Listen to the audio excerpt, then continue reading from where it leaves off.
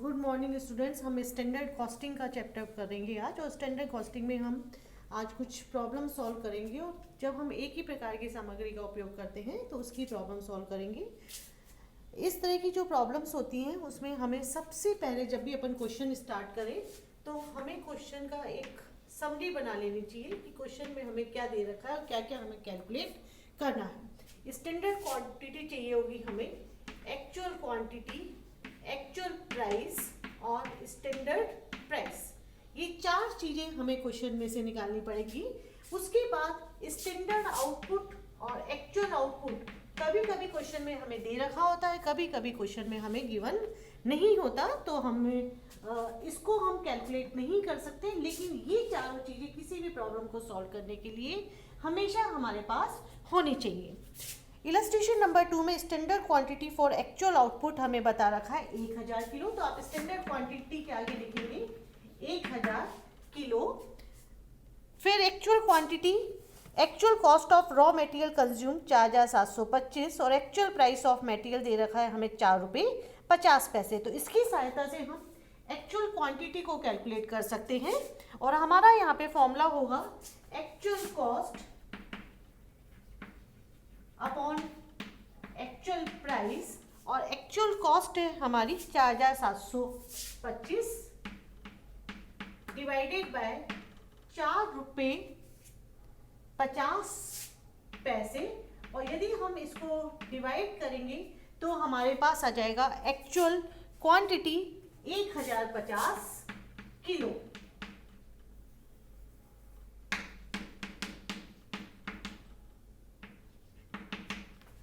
फिर हमें actual price चाहिए। एक्चुअल प्राइस हमें क्वेश्चन में दे रखी है 4 रुपये 50 पैसे per kg. Next standard price. Standard price हमें क्वेश्चन में नहीं दे रखी, वो हम कैलकुलेट करेंगे। Standard cost of raw material दे रखा है, टोटल स्टैंडर्ड कॉस्ट हमें बता रखी है 4000 रुपये, और 1000 किलो हमने खरीदा था, तो हमारी स्टैंडर्ड प्राइस हो गई 4 रुपये पर केजी। अब हमारे पास चारों चीजें आ चुकी हैं, standard quantity, actual quantity, standard price और एक्चुअल प्राइस।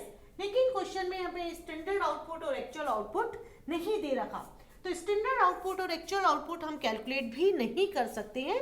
तो यहाँ पे हम या तो एक कॉमन फिगर मान लेंगे, लेकिन कॉमन फिगर मानोगे तो वो कैंसिल हो जाएगी, तो इसलिए हम स्टैंडर्ड आउटपुट और एक्चुअल आउटपुट को यूज नहीं करेंगे या लिखेंगे नहीं। सबसे पहला वेरिएंस हम निकालेंगे मटेरियल कॉस्ट वेरिएंस। इसका निकालने का हमारा फॉर्मूला होता है total standard cost minus total actual cost. Total standard cost आती है हमारी standard quantity multiply standard price से, और actual quantity multiply actual price करेंगे तो हमारे पास आ जाती है एक्चुअल कॉस्ट।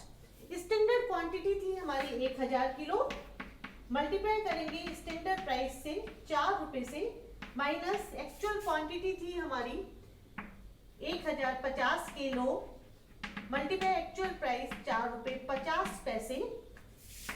4000 रुपये minus 4725 is equals to 725 adverse. हमेशा ध्यान रखिए यहाँ पे यदि माइनस आता है तो इसको अपन एडवर्स मानते हैं, और प्लस आने पर इसको फेवरेबल माना जाता है। तो ये माइनस आ रहा था 725, इसलिए हमने लिखा एडवर्स। इसके बाद हमारा दूसरा वेरिएंस होता है material price variance, actual quantity standard price minus actual price. Actual quantity है हमारी 1050 किलो, स्टैंडर्ड प्राइस 4 रुपये और एक्चुअल प्राइस है मेरी 4 रुपये 50 पैसे। तो ये हो गया हमारा 525 एडवर्स। तीसरा जो वेरिएंस निकलता है वो होता है हमारा material usages variance. Material usages variance is equals to standard price standard quantity minus actual quantity. Standard price है मेरी 4 रुपये, स्टैंडर्ड क्वांटिटी थी हमारी 1000 माइनस एक्चुअल क्वांटिटी 1050 किलो, तो ये हो गया हमारा 200 एडवर्स। इसके बाद हम निकालेंगे verification. Verification is equals to material cost variance is equals to material price variance plus material usage variance.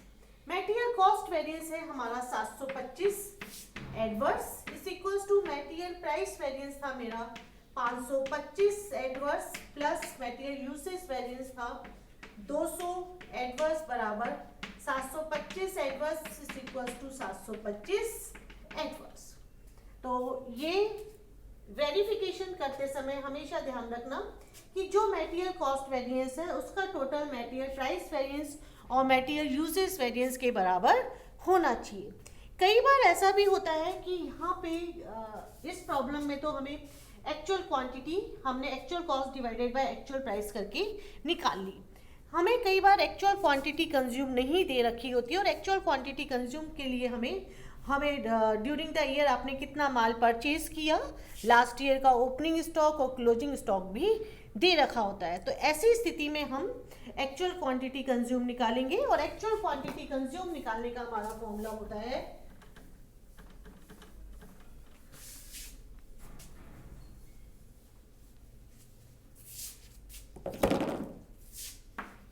Actual quantity consumed is equals to opening stock plus purchases minus closing stock। इस प्रकार से हमारा actual quantity consumed आ जाएगा।